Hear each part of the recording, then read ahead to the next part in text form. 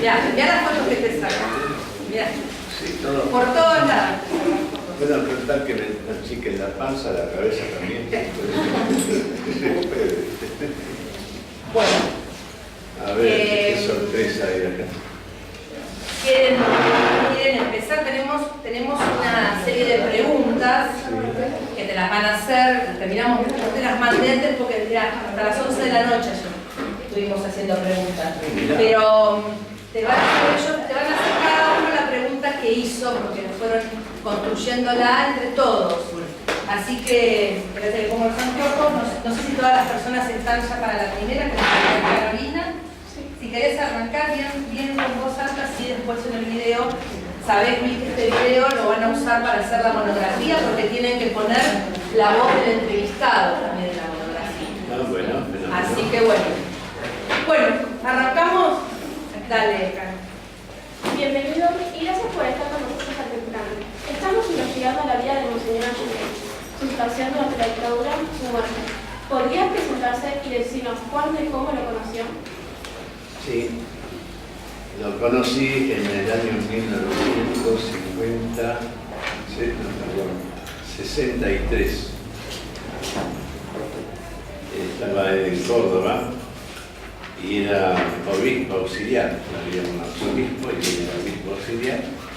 Lo conocí ahí porque era muy cercano y yo asistía a una parroquia de un lugar bastante pobre. La gente vivía en cavernas ahí mismo en Buenos Aires. Había muchos que estaban enfermos, también gente enferma de los pulmones, y él trabajaba también con la Juventud Obrera, la JOC, que se decía. Entonces, a raíz de otro compañero mío, muy amigo de él, lo conocí ahí y comencé a admirarlo y a quererlo y a ser amigos. Así fue. Un poquito de presentarte vos. Claro. Bueno, mi nombre es Luis, el apellido Cosia. Nací en el sur de Santa Fe, ahí cerca de, en el departamento de Villa Constitución, cerca de San Nicolás, cruzando el arroyo del Medio de Buenos Aires. Nací ahí en Belgrano, estuve ahí hasta los 11 años, 10 años y medio, en el campo. Después vinimos por las migraciones que hubo internas, porque en el campo nos moríamos de hambre, vinimos acá hacia Buenos Aires, en el año, sería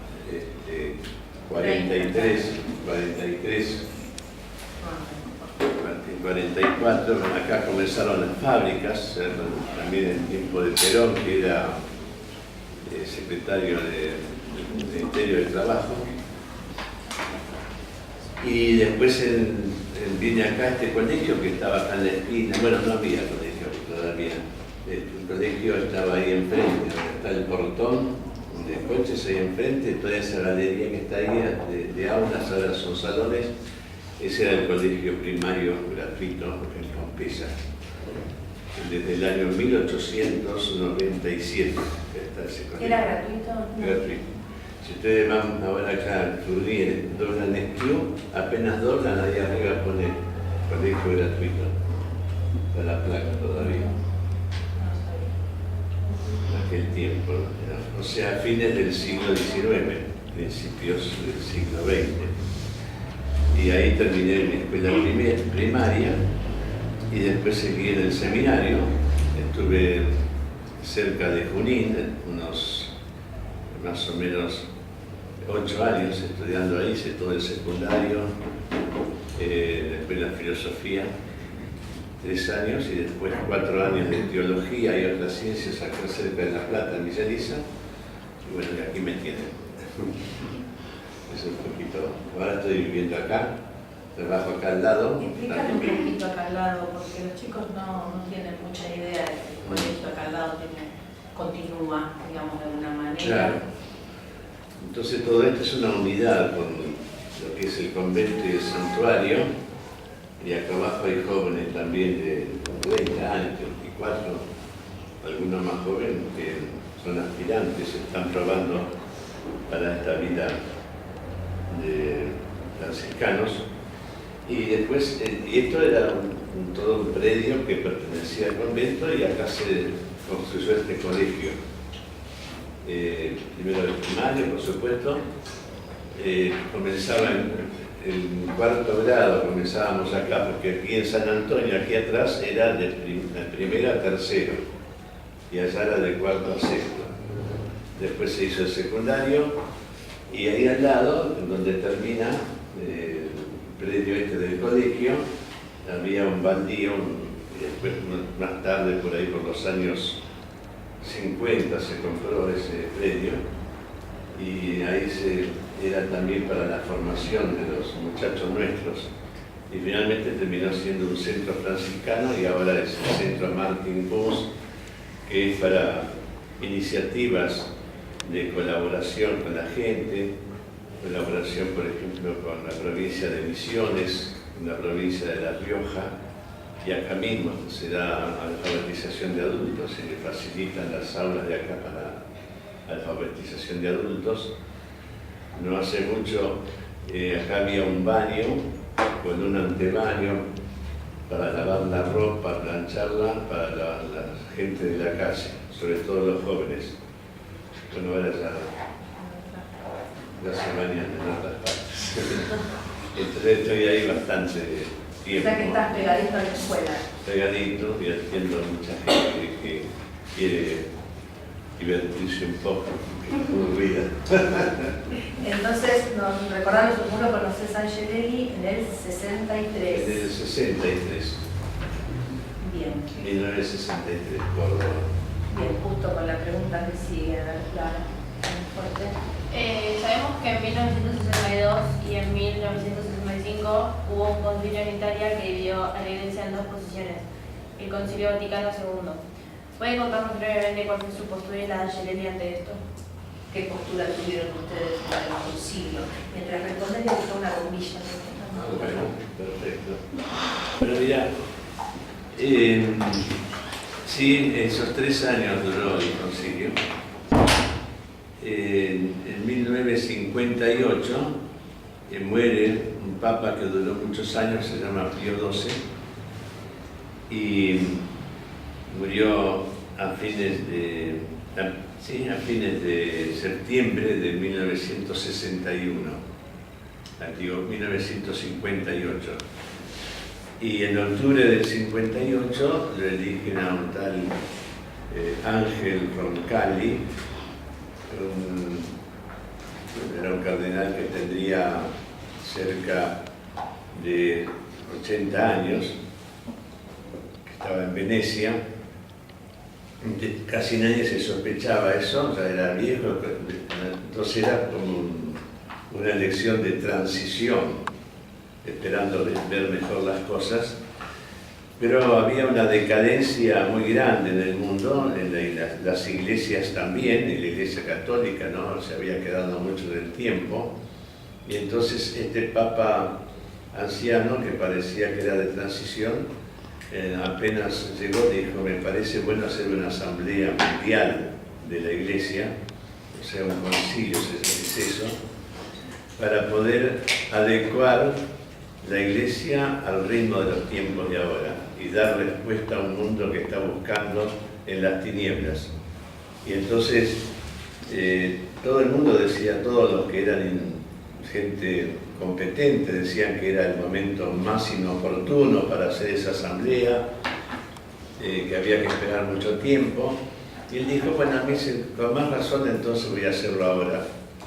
Y bueno, fue, creo, uno de los momentos más grandes de la historia del siglo XX, porque fue un concilio que renovó muchísimo, abrió las esperanzas, como que se respiró aire puro después de eso, en la iglesia y en el mundo también, ¿no? Un papa que comenzó a viajar, pero no salían de Roma por el problema que hubo, ¿no? Cuando el gobierno italiano se apoderó de todas las tierras italianas, hubo un quiebre ahí, y el Papa se encerró lo que es en ese espacio chico que se llama el Vaticano, que son pocas hectáreas.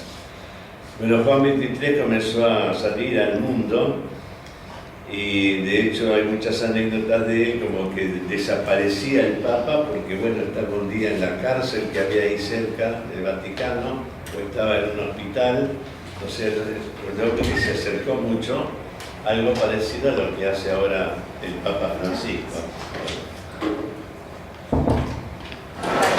Llegó la carta del mate. Muy bien. Menos mal que Y entonces fue todo un cambio de actitud muy grande y se comunicó con el mundo, con todo el mundo, e incluso poco tiempo después que fue electo el Papa Juan XXIII, hubo un gran problema entre Estados Unidos y Rusia. Rusia se acercaba ya con unos misiles hacia acá, hacia el occidente, y se veía una guerra mundial. La tercera guerra mundial sería evidentemente lo más desastroso que puede haber, porque mueren inocentes. O sea, el progreso se hace en base a la muerte de inocentes, fabricando armas, porque es para probar armas y matar a la gente, ¿no? Entonces sufría mucho por eso.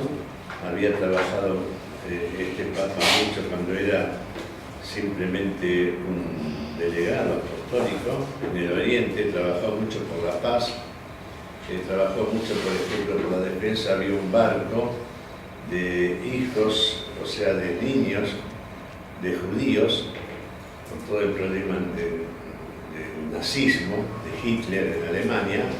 Había un barco que iba al Oriente para después hundirlo en medio del océano. Y bueno, él hizo un esfuerzo sobrehumano para salvar a ese barco de ese hundimiento, porque bueno, él tuvo noticia de que era así, eran todos niños judíos que querían matarlo en medio del mar. Y de ahí venía todo su gran esfuerzo por la paz. Y bueno, estaba Kennedy entonces de presidente, y Kennedy nos dio como 24 o 48 horas de plazo para que Rusia volviera, si no comenzaban los bombardeos. Y tanto insistió el Papa Juan XXIII que Rusia detuvo sus barcos, y de tal manera que no hubo ninguna guerra, y en Rusia reconoció la acción del Papa y lo condecoró con el premio de la paz. Juan XXIII mandó a su hija y a su yerno a agradecer a Juan XXIII que había evitado una guerra que hubiese sido muy superior a las otras dos en cuanto a la matanza y al mal. Y ahí es cuando sale el Concilio Vaticano II, entonces con todas estas cosas, que fue un aire nuevo para toda la humanidad, que terminó el 8 de diciembre de 1965. Después, en los años posteriores, se encargaron también algunos papas de frenar todo ese brote de esperanza que había, porque creían que algunas cosas podrían de alguna manera ser exageradas.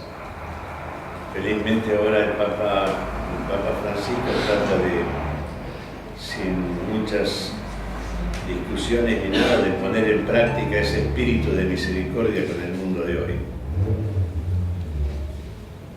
No sé si respondo en parte porque no va a haber tiempo para todo. Y queríamos saber si ayer era concurrido al concilio. No te escuché. Angeleri concurrió al Sí, concilio.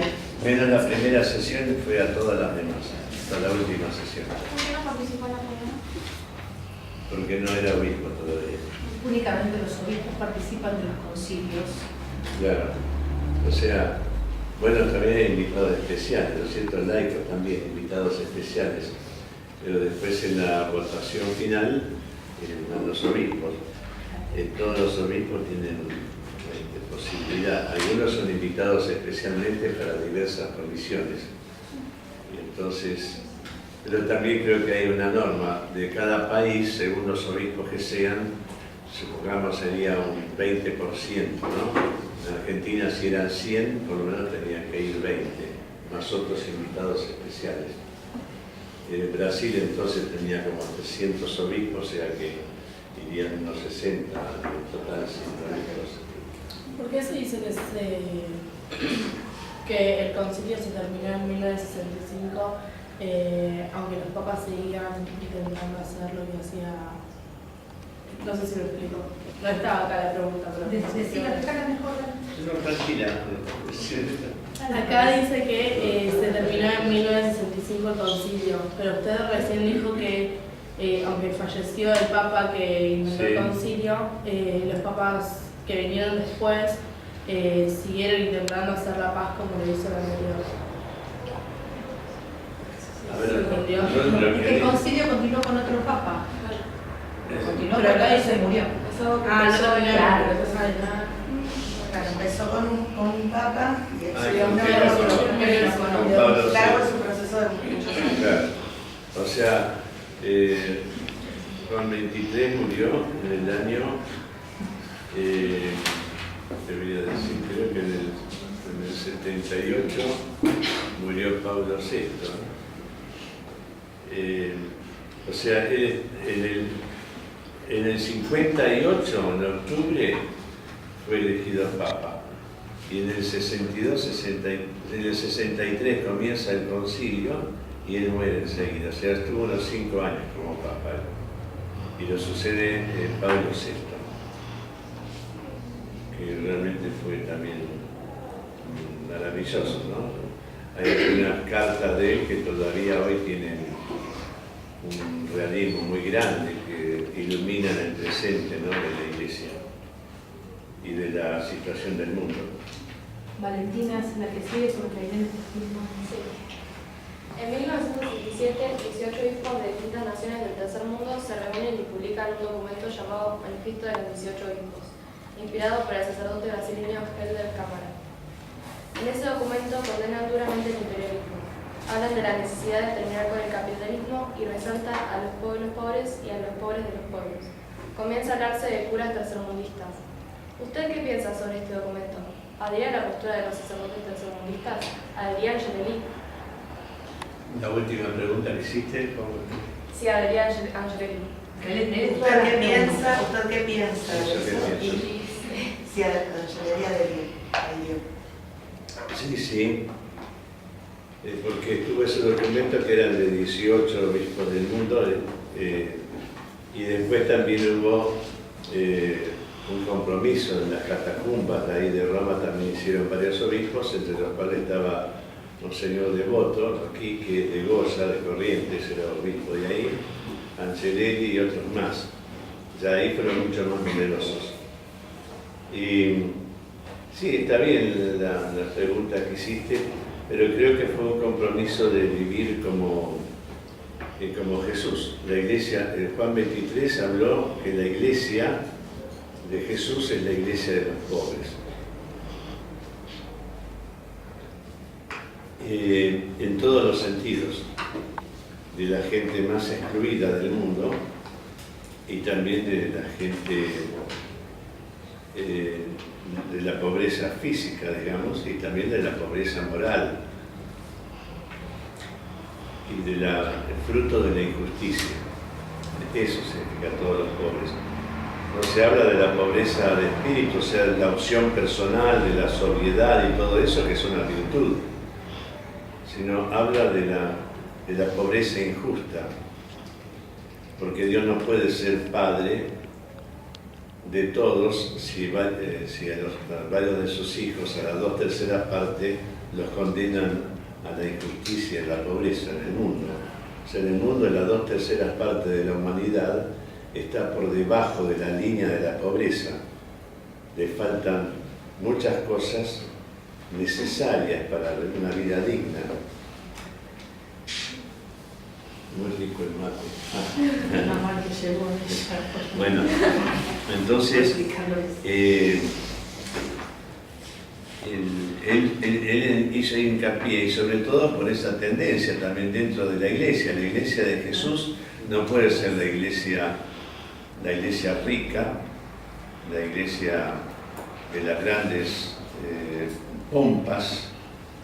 O sea, bueno, está bien, por ejemplo, este santuario de Pompeya, miren qué interesante, este santuario de Pompeya era el más importante de acá de Buenos Aires, hasta que surgió después, ya en estos últimos tiempos, San Cayetano, siendo un templo muy pequeño, sin embargo muy fuerte, justamente por la necesidad que acá en Buenos Aires se produjo de la pobreza, de falta de trabajo. Por eso, pero aquí Pompeya nucleaba muchísima gente de todo el Gran Buenos Aires, desde Avellaneda hasta Temperley, hasta Monte Grande, muchísima gente venía acá, no había tantas parroquias. Aquí en Pompeya hay como 5 parroquias que nacieron del radio de la parroquia de Pompeya. Bueno, la gente que venía acá era gente muy humilde, trabajadora. Entonces fue un santuario especialmente dedicado para eso, como un espacio de vida y de reconciliación para tanta gente que no tenía mucho lugar para llorar sus penas y pedir para todo lo necesario, ¿no? Entonces, que me habías dicho bueno, sí, de ahí viene que el obispo, el del Cámara, como tantos otros, hicieron un juramento de vivir como vivía Jesús. Incluso hasta a detalle, ¿no? No tener coche. Acá en Goya, el obispo puso su centro, la curia, digamos, aquí está, la curia está acá en la Plaza de Mayo, ¿no? Está en la catedral y al lado está la gran curia. Bueno, el obispo lo puso en un barrio, una casita igual que las otras del barrio, él tenía ahí su sede y tenía la puertita esa de entrada al living pequeño, era el lugar donde recibía a la gente y ahí estaba el archivo. Él nunca usó, ni quería tampoco que lo llevaran en coche, usaba el colectivo como la demás gente y vivía como la gente, o sea, comía como la gente, trabajaba como la gente, no para pavonearse, sino para decir queremos hacer la misma vida que corresponde al medio ambiente donde vivimos y padecer con eso la falta de cloaca y la falta de agua y con eso también trabajar para mejorar la situación. Si no se hace esto, ¿no? Que uno dice, bueno, la iglesia y los curas y los obispos viven como grandes señores, ellos predican eso y resulta que viven comiendo buenos pollos y buenos vinos, tomando buenos vinos, digamos de imagen, ¿no? En vez de curia, entonces vas a comer bien y vas a chupar bien. Esa es una imagen así, puede ser dolorosa, pero es cierto, porque era como ascender en la sociedad. Entonces lo que quiere la verdad, un discípulo de Jesús, como ustedes habrán escuchado a lo mejor del Papa actual, dice, tenemos que tener olor a ovejas. Si somos pastores, no es que tenemos que cuidar a las ovejas y comer ovejas solamente, sino que se les llama ovejas a un conjunto de gente que se empeñan, se comprometen en un movimiento. Los cristianos que nos comprometemos en el movimiento de Jesús, antiguamente lo único que se conocían eran los pastores. Decir, bueno, un pastor es el que guía al rebaño.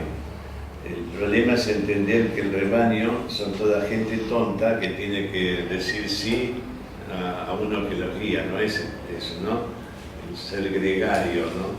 Sino que no se trata de eso, se trata de que nosotros tenemos que tener la misma pasión, tener los mismos intereses, tener el mismo lenguaje, tener las mismas pasiones que siente la gente. Dios se revela en eso, en la gente. No sé si me explico, pero si te expliqué algo. Entonces adhirieron a esta, digamos, al grupo de los tercermundistas. Claro.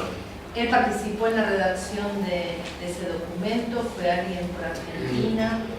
No, eso, primero que se juntaron en Roma, porque era el lugar donde se juntaban, había varias sesiones por año, ¿no? Del concilio. La primera no estuvo, estuvo todas las demás.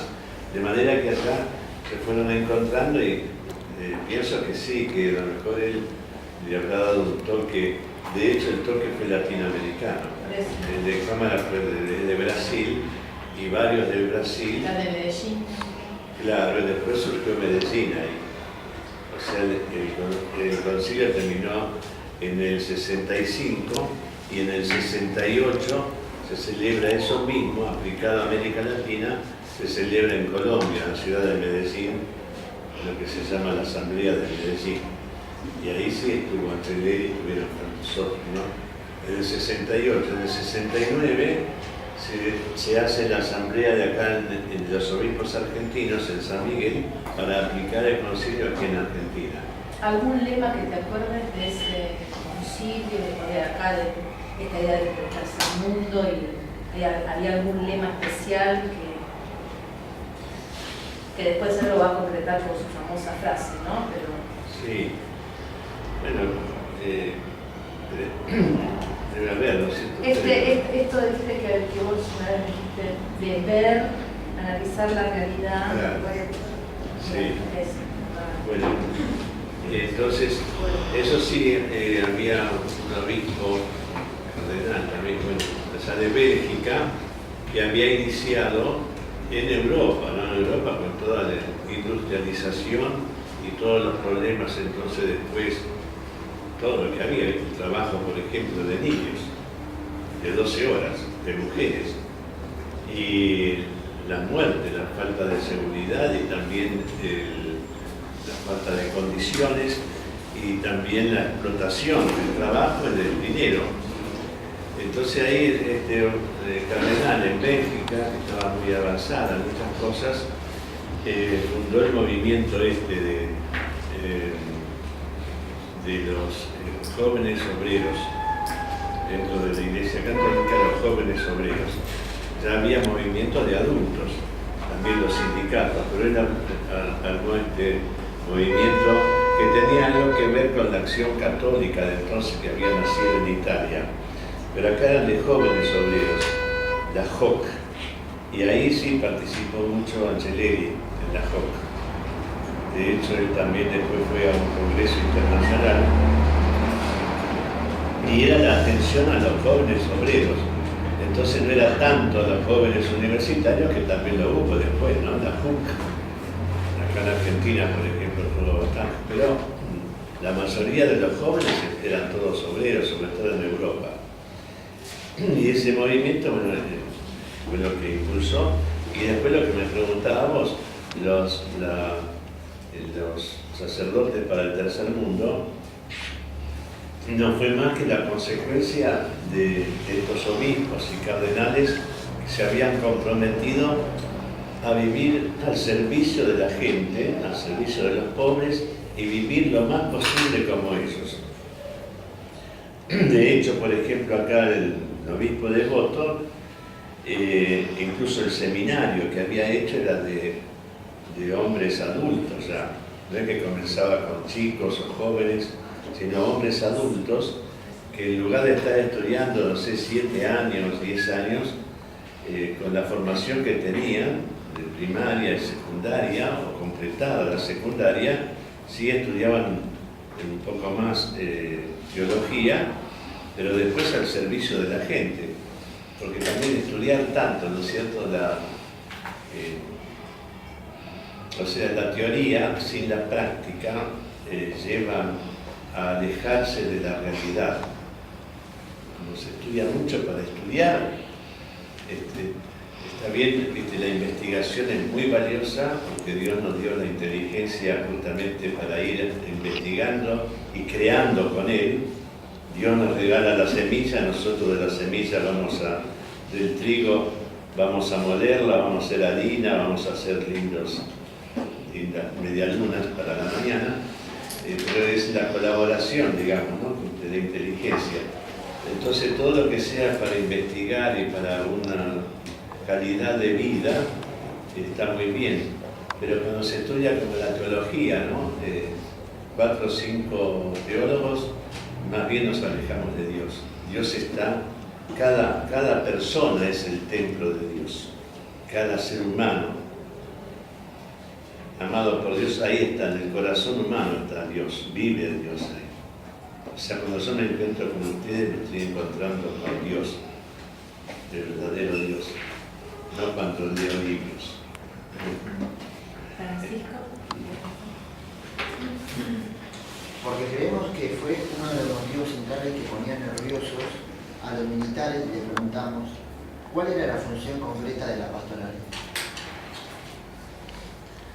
Ellos piensan que la pastoral fue uno de los motivos que llevó Al golpe. no, a la persecución, a la decisión de perseguirlo y bueno, de acabar con su vida. Entonces preguntan ellos de qué se encargaba la pastoral, cómo la creó, si vos estuviste por ahí. Por Angelelli. Sí, estamos con Angelelli. Bueno, Angelelli lo primero que hizo, como estuvo todo el concilio, y bebió de eso y fue una sintonía con lo que él ya estaba viviendo. O sea, yo también soy anterior al concilio, aunque soy muy joven, pero tenía unos 26 años cuando comenzó el concilio. O sea que teníamos interiormente deseo de algo nuevo, de poder vivir el Evangelio de Jesús, de mayor fraternidad, de mayor justicia. Entonces, Angelelli comienza a participar del concilio y encuentra como una respuesta a nivel mundial, ¿no? De tanto los obispos del Oriente, de la India, de China, por ejemplo. Había menos obispos católicos, pero los había, de África, Oceanía. Entonces había como un sentir común muy grande. Y entonces hizo un compromiso muy importante, como un voto. Dijo, yo me voy a dedicar ahora, me voy a poner a vivir con el espíritu que se quiso en esta gran asamblea, para vivirlo, ponerlo en práctica en esta diócesis de La Rioja. Primero estaba en Córdoba, pero era obispo auxiliar, después lo hicieron obispo de La Rioja. Entonces dice, voy a tratar de vivir esto, porque es la vida para la gente. Y pastoral significa la práctica del Evangelio junto con toda la comunidad cristiana de un lugar, y la metodología también. Entonces, él comenzó eso, y cuando estaba en Córdoba como obispo, un día fueron a Catamarca, 3 o 4 personas en coche, y tienen que pasar de Córdoba, Cruz del Eje, después viene La Rioja, que es todo, son unas salinas grandes, todo sal, ¿no? Toda la tierra es sal, mucha sequía y muchos cardones nada más. Y después de ahí se cruza toda La Rioja para ir a Catamarca, la Virgen del Valle. Y cuando él llegó a La Rioja, con otros compañeros, era obispo, o sea, dice, bueno, espero que nunca me nombren obispo de este lugar, porque le pareció lo más desolado, lo más desértico.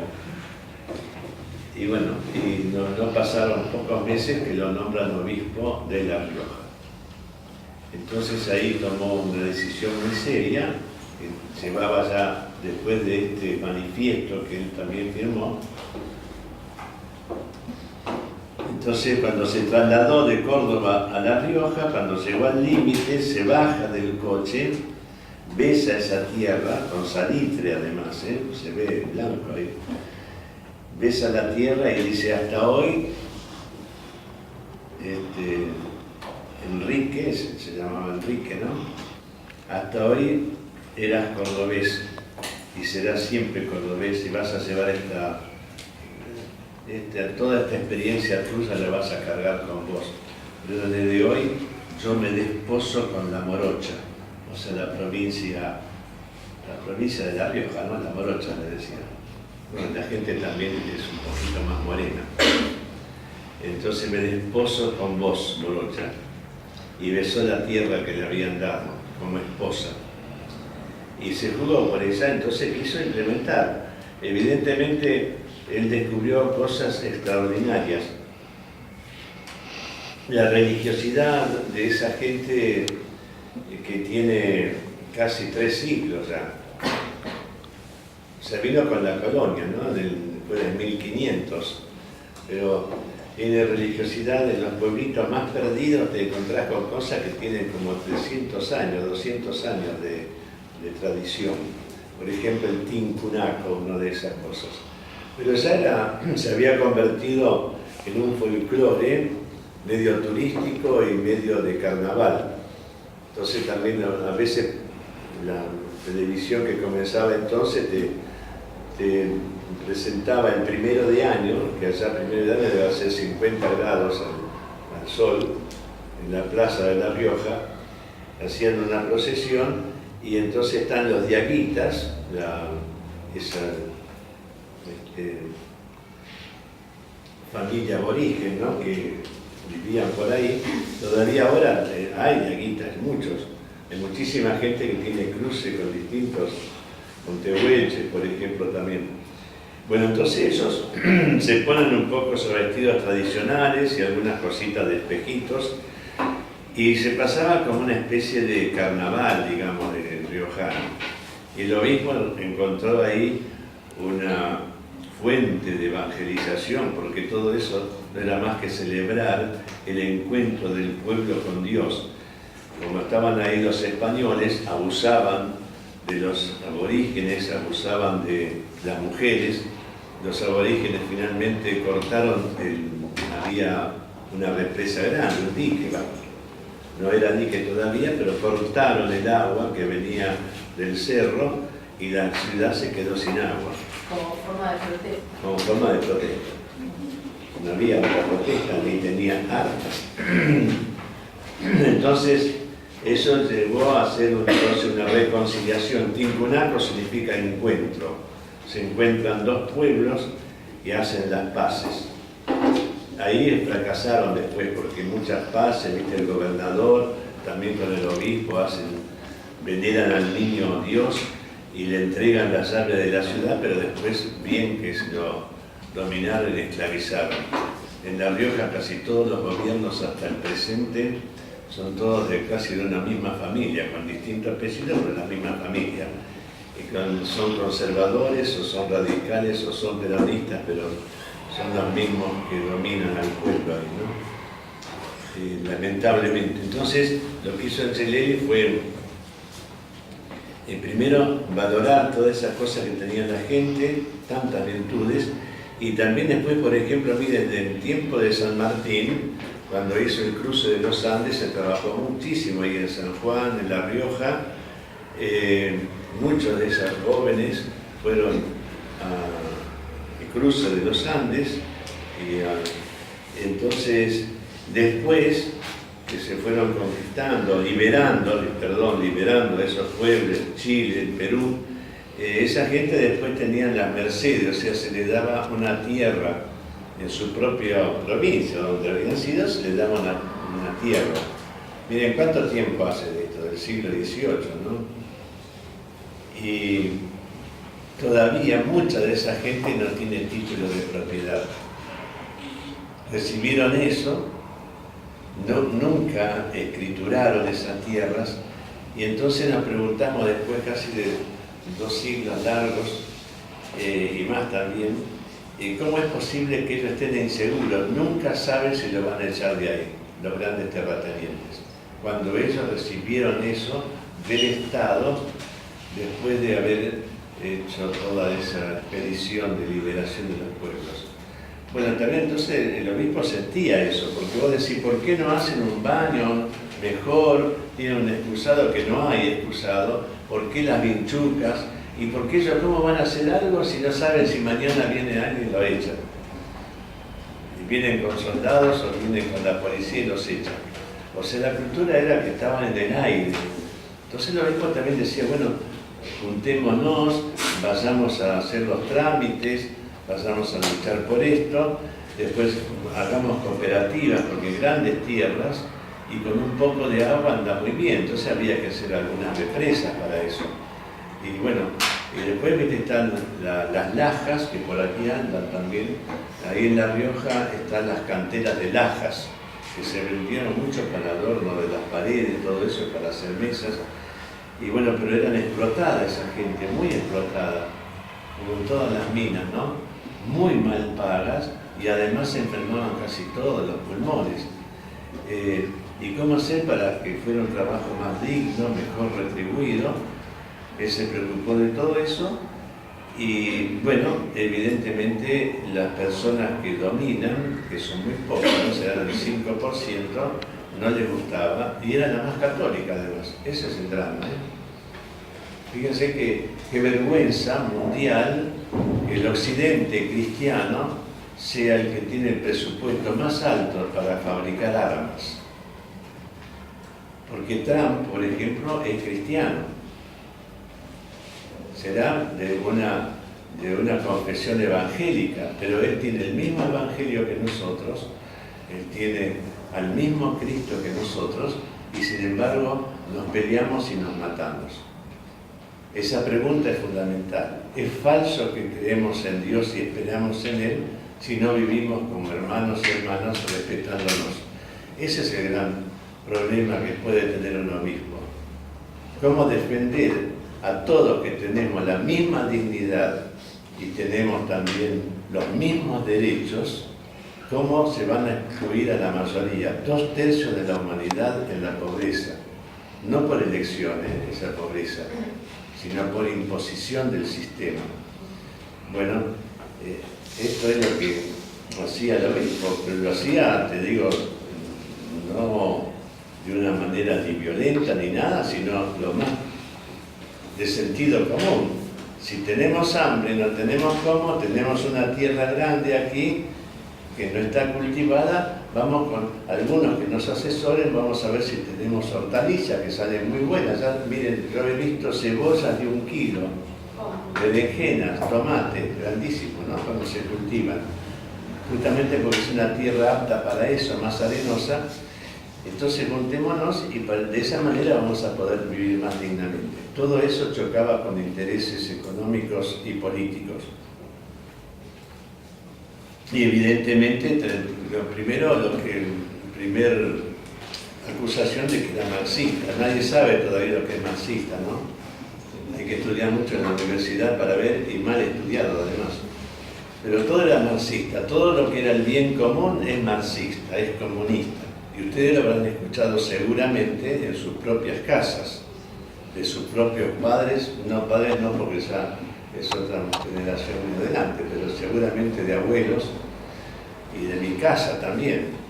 O sea, cualquiera que hablara acá del bien común, ya se está brillando, hablar del pueblo, hablar de esto ya es marxista. La verdad que es una brutalidad decir eso, pero no importa. Se decía, bueno, los medios nos tienen así acostumbrados a que nosotros bebamos de los medios todas las mentiras, lo que dicen ahora posverdad. Cuando hablan de posverdad, habla de la mentira clarísima, que total mintiendo siempre queda algo distinto. Y le llaman posverdad. Bueno, Angelelli luchó contra eso y por eso incomodó muchísimo, el que me preguntaste vos, incomodó muchísimo a la gente y también a algunos obispos, porque de cualquier manera viviendo en una sociedad uno, bueno, se va asemejando a aquellos intereses que uno defiende. Donde tenés tu corazón, ahí también tenés tu interés. Y si yo, por ejemplo, todos los días me gustaría hablar no sé de qué cosas y tomar un buen whisky, una buena picada, me va a gustar mucho más que un mate, ¿viste? Sin nada, sin media luna ni nada. Por supuesto, ¿viste? Me gusta más lo otro. Voy a terminar pensando como aquel que me ofrece todos los días un buen whisky, para decir una comparación estúpida, ¿no? O sea, aquello que yo practico y busco todos los días va conformando un pensamiento. Y lo que Angelelli predicaba era la solidaridad. Yo voy a ser feliz en la medida que me ocupo de la felicidad del otro. La New Age es ser feliz vos. Tranquilo, ¿viste? Todo lindo, todo florecita. Yo soy feliz. No, no soy feliz. no soy feliz en la medida que yo no me ocupo de la felicidad, del bienestar del otro. Ese era, bueno, eso es el Concilio Vaticano II. La felicidad del otro pasa por mis intereses principales. Muy linda, porque Carolina se mencionaba. Dale. ¿Es posible que en época de dictadura con manifestaciones religiosas? No, otra vez más claro, acá no llega, mi amor. Otra vez y más pausadito, dale. ¿Es posible que en época de dictadura las manifestaciones religiosas estuviesen controladas, por ejemplo en el caso de la Biblia latinoamericana, el de la radio de Angelelli que se transmitía de la iglesia catedral, que fue reemplazada, el caso del diario El Sol que sacaba notas en su contra? Por supuesto, sí. Y hoy también, Incluso hoy también. O sea, yo apenas llegué acá en el año 81, párroco, ¿no? Llegué el 15 de enero. A los pocos días, una profesora de acá del colegio, que yo conocía, estaba sola. Yo a las 10 de la mañana entré a la sacristía para revestirme y ya comenzaba enseguida, pocas semanas carnavales, después la cuaresma, y yo recién llegado. Y entonces se acerca esta persona y me dice, cuídese de lo que va a decir. Y me llamó la atención, cuídese de lo que va a decir, porque están los servicios de inteligencia. Pero me lo dijo en un tono que entendí que no es que me decía, por favor, cuidate, ¿viste? Sabía que hay... Bueno, entonces salí y saludé a todos, les dije muy buenos días, tengan un buen domingo, bienvenidos a los del servicio de inteligencia que están debajo de los parlantes escuchándome. Están invitados todos los domingos a venir. Me dio mucho coraje. Porque por supuesto que tenemos que cuidarnos de todas las cosas, ser prudentes incluso, pero no podemos ocultar la verdad. Entonces, es cierto, ¿no? La pregunta que me hiciste ahora.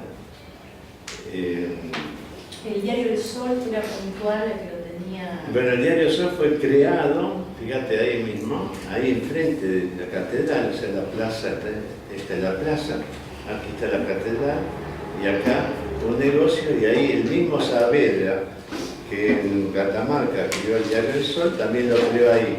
Pero justamente nada más que el objetivo de atacar permanentemente al obispo, todos los días.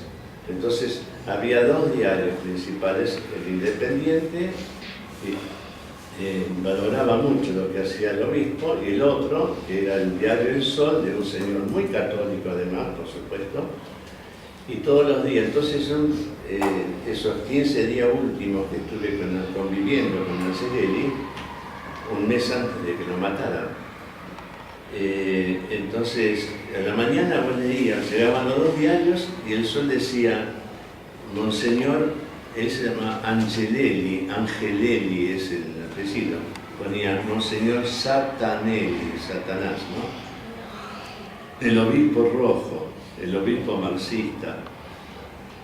Y claro, me parecía algo que no podía entender, yo qué sé, también era bastante ingenuo. Pero ahí en la misma ciudad, ¿no? Ahí mismo, que alguien se pusiera a hacer eso, o sea, fue todos los días, y bueno, es cierto, eso sí. Sí, igual fíjate si no es la que va a decir Blas ahora, porque la que va a decir Blas, que la hizo también con Blas, es exactamente lo que está hablando. ¿La leíste antes? Sí. Dale, decime. Blas, decime cualquier cosa. Tuvo oportunidad de leer varias homilias de Angelelli.